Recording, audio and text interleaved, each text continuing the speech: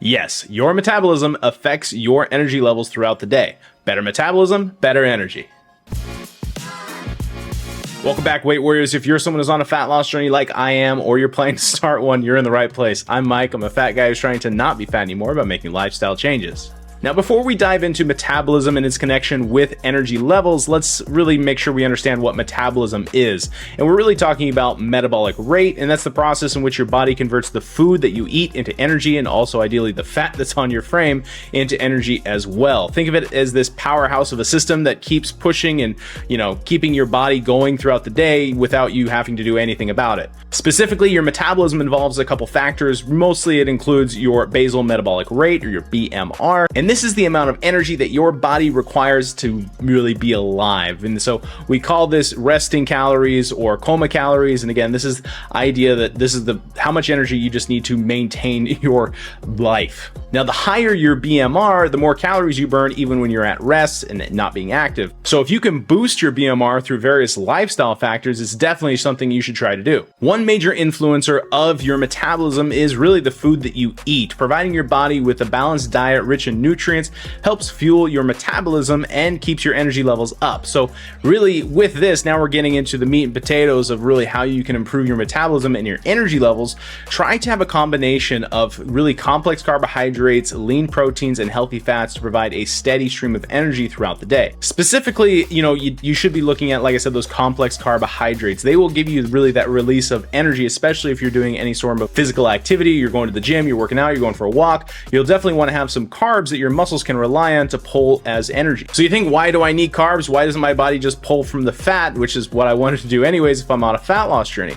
Well, it does, but it also, if you're doing any cardio or anything where your heart rate is elevated, really it's trying to burn carbohydrates. And so if you are not supplying your body with carbohydrates, it might look at breaking down muscle to accommodate this demand and higher energy without the supply of fuel. Speaking of activity and really exercise, regular activity is another essential component to building a great metabolism in this whole, metabolism energy equation and trying to keep your energy high. Engaging in exercises, like I said, like cardio or resistance training, can increase your metabolism and boost your energy levels. Now, it doesn't boost it right away. In fact, there is an adaptation period where once you start working out, you do feel more tired, but you should, if you're doing the workout properly and eventually after your body's used to exercising and moving more, you should feel energized by a little bit of a workout. And again, specifically when you're working out, like I said, we talked about carbohydrates, and your body, it does want to break down those stored carbohydrates and called glycogen and fat to provide energy to your body, specifically the energy that it needs during that exercising process. And again,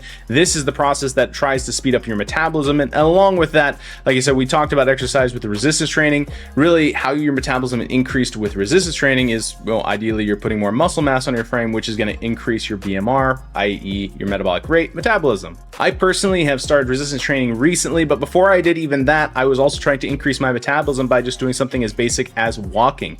Again, I personally took up the goal to walk 10,000 steps for the first 16 weeks of this year, and I had great success with it. In fact, I even lost over 40 pounds in less than 16 weeks doing my first calorie deficit period, which was great, and I didn't really do that much damage to my metabolism even while I was in a deficit. Quick moral of the story is really try to find activities that you enjoy and make them a part of your routine, and ideally try to make those activities things that build up your metabolism while helping you during your weight loss journey. And you'll learn if you start doing exercises, if you've been living a very sedentary lifestyle, that once you start going for walks or doing some light resistance training, that your body will quickly adapt to that and expect that you will be doing that more often. And so you'll actually have an increase in your available energy throughout the day, which is great because then you have obviously your routine. You can keep that energy flowing. Another great way to keep that energy flowing is obviously hitting the like button and subscribing to the Weight Warriors if you're not subscribed already. And comment down below what you are doing to keep your energy levels up even when you're on a calorie deficit. Next up, we're getting into some of the usual culprits, hydration.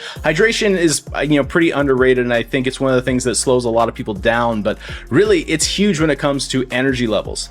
Dehydration can make you feel tired and sluggish, and it's really important, again, to stay hydrated, not just for your energy, for your metabolism, for your life. It can really mess up a lot of things in your system if you're not getting enough fluids. So try to routinely sip on water or really stay hydrated through, you can try eating fruits and vegetables, things that really will get your hydration up.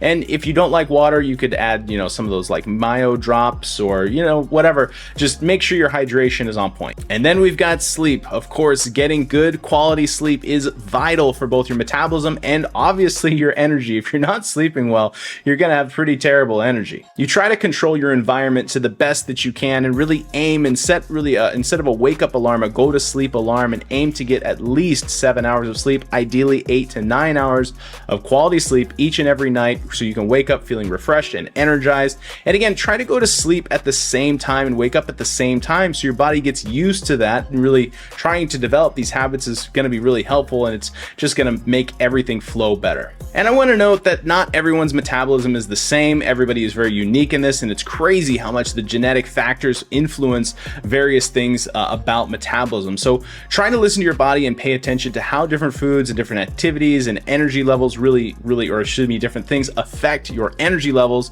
and make adjustments accordingly. By nourishing your body with a balanced diet and staying active, prioritizing hydration, getting quality sleep, you can boost your metabolism and maintain high energy even when you're on a weight loss journey.